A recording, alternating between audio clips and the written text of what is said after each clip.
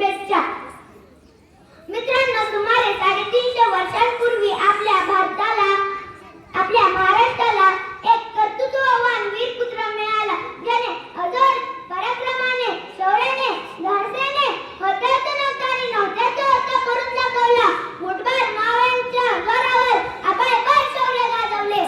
मित्रांनो, महाराष्ट्रात अनेक परकीय सत्ता धुमाकूळ घालत होत्या.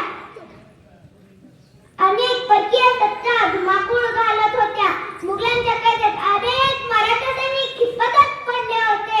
स्त्रियांची आबरू लुटली जात होती. शेतकऱ्यांना कोणीही कैवारी नव्हता. अशा परिस्थितीत महाराष्ट्राला हवा होता झगमगता पेटता अंगार. अखेर ती वेळ आली, सह्याद्रीची गर्जना झाली. तो सोन्याचा दिवस उजळला. 19 फेब्रुवारी 1630 रोजी थोर माता जिजाऊंच्या पोटी शिवजन्माला, थोर माता जिजाऊंच्या पोटी शिवजन्माला.